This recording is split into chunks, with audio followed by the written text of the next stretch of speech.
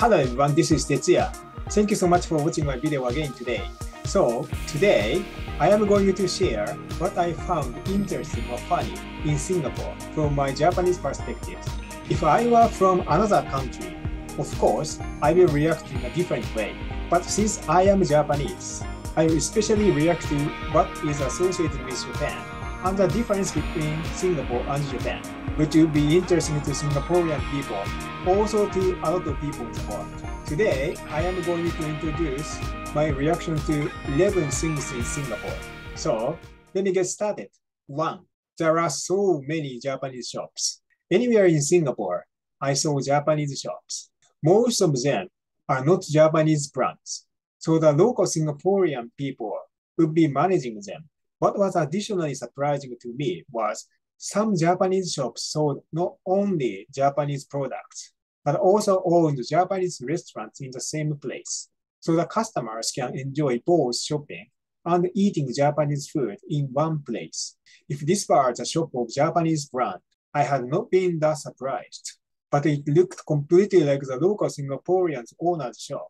It was very surprising to me because how Singaporean people found Japanese food products and food their business opportunity by making them combined. At one of the Japanese shops, I always bought Japanese brand rice at a really reasonable price. So it was really helpful for me when I lived in Singapore. Interestingly, the rice is produced in Vietnam, but its flavors and texture was identical to the real Japanese rice I can buy in Japan. So it was really satisfying to me. 2. Japanese food. There are so many Japanese restaurants in a lot of shopping malls in Singapore. I think there are a lot of Japanese people in Singapore, so there must be a demand for Japanese food.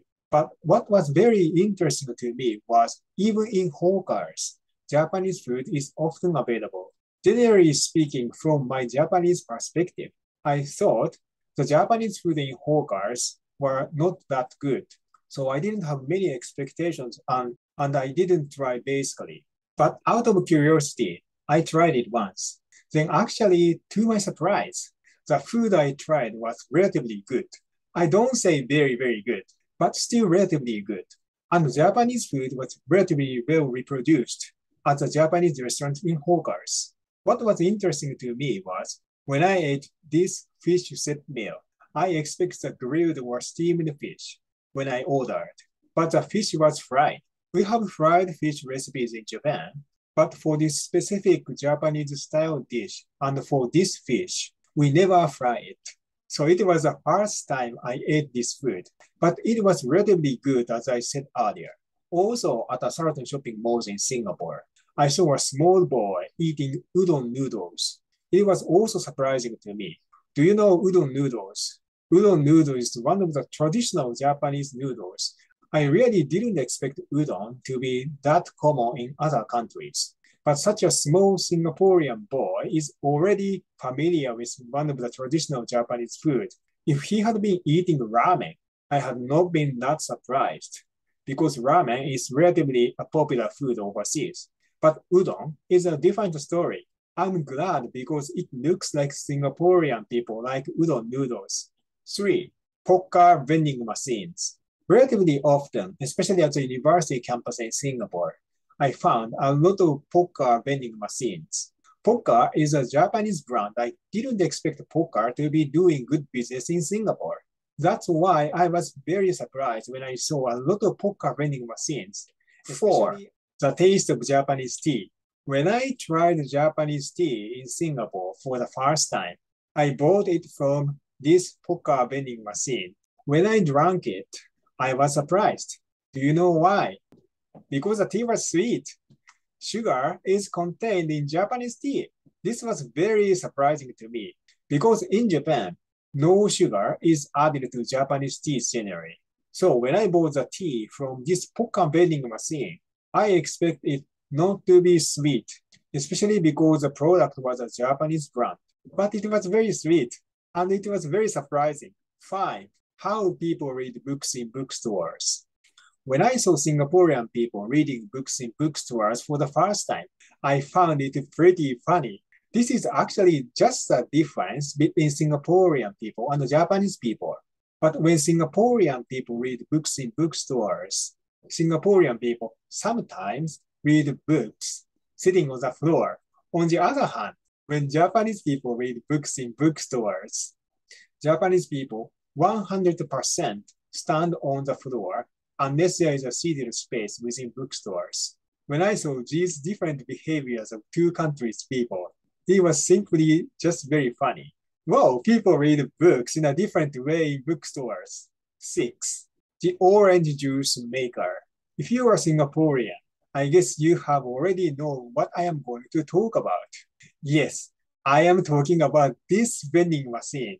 For people who have never seen this, this is a vending machine that squashes fresh oranges and extracts the juice on demand. Once you insert money, the machine begins the process of squeezing oranges for you. This is actually so surprising and somehow very funny at the same time. I am not making fun of it, but it looks very funny to me. I once tried it out of curiosity, but I really enjoyed the really good fresh orange juice. There were 2 Singaporean dollar machines and 3 Singaporean dollar machines. But I never used 3 Singaporean dollar machines because I felt it was wasting my money. If I use $3 machines, 7 languages.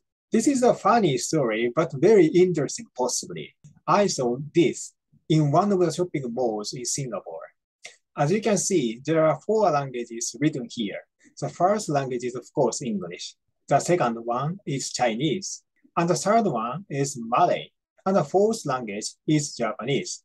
All these languages are written before MasterCard. As you can see, if you understand 2 or more than 2 languages here, either English and Chinese or English and Malay, you might feel nothing is wrong. But once again, it is pretty funny if you can understand all 4 languages, in fact. Can you guess the reason? The hint is I am Japanese.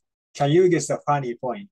Maybe some of you might have thought the Japanese wording is funny, but actually that's not the point. Japanese wording is correct, but the point is among these all 4 languages, Japanese has a grammatical element that is totally different from the other 3 languages. Quite accidentally, English, Chinese, and Malay have basically the same grammatical order of words.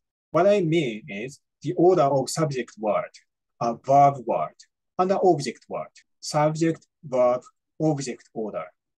But when it comes to Japanese, the grammatical order of words is different.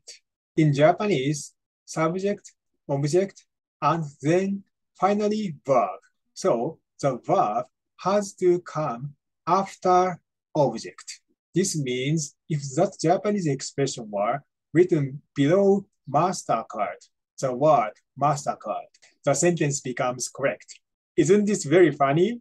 Very accidentally, once again, English, Chinese, and Malay can take subject, verb, object order, but only Japanese is the exception.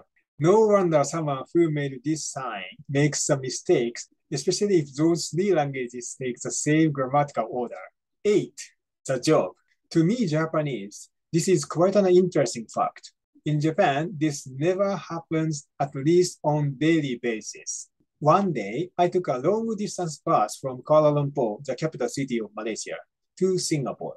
It was a night bus, and the bus arrived at the Malaysia-Singapore border around 7 a.m. At that time, around the border, I saw so many people going to cross the border to Singapore from such an early morning. This was a view I captured. Here is still in Malaysia, and there is Singapore on our right. People are walking towards Singapore direction, and they are going to cross the border to Singapore. A lot of cars and motorcycles are running too. It was still dark outside and relatively early in the morning. These people, of course, live in Malaysia and go to work in Singapore every day. This is pretty interesting because, as you can imagine, Japan is an island, so this never happens on a daily basis. As for this phenomenon, so I have a lot of Malaysian friends working in Singapore. All of them reside in Singapore. I didn't reach the topic to talk about this phenomenon. By the way, I just found the Singaporean immigration officer's work is really tough. One of the immigration officers kept yelling, "Queue properly! Don't skip others! Queue properly!" in a really angry tone voice. I can't take any picture or video inside the immigration area, but the officers really had difficulty handling the huge number of crowds. Since this happens every morning, especially the morning is a stressful time for the immigration officers. 9. Singaporean tourists to Malaysia. This is based on my research out of curiosity. In fact, Malaysia is one of the countries in the world that receives a lot of international tourists. Amazingly, Malaysia took a lot better position in the world tourist ranking compared to Japan. But once again, it was very interesting to me after my research by checking the data of Malaysian Tourism Ministry.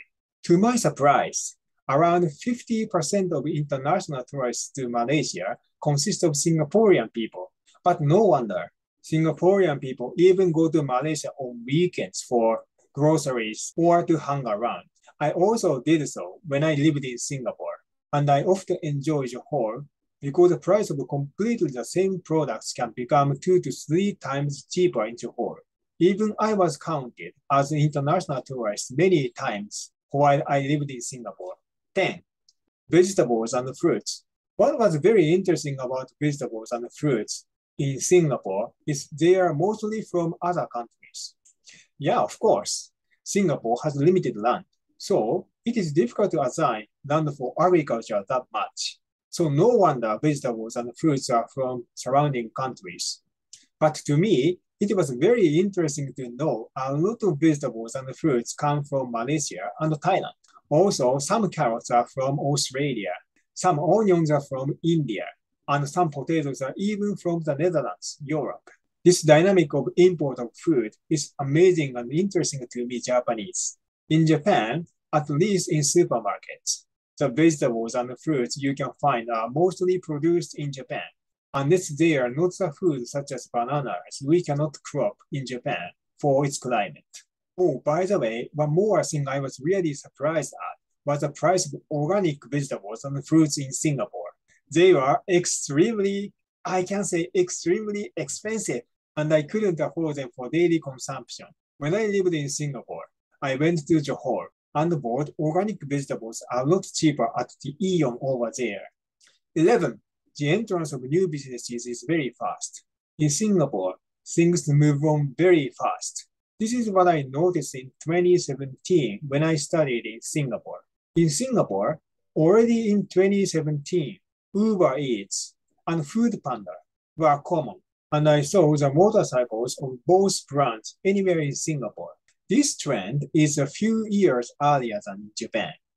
In the case of Japan, in 2017, Uber Eats was certainly available, but it was on a really small scale, and the availability was really limited to this specific district in Tokyo.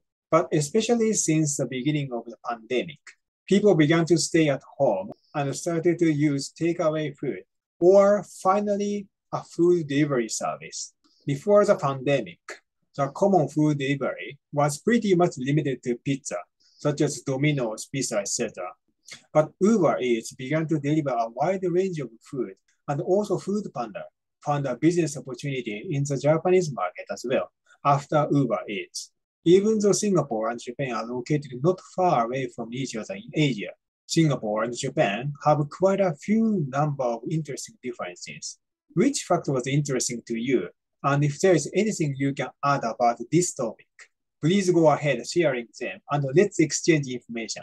Thanks a lot for watching my video. See you soon in other videos.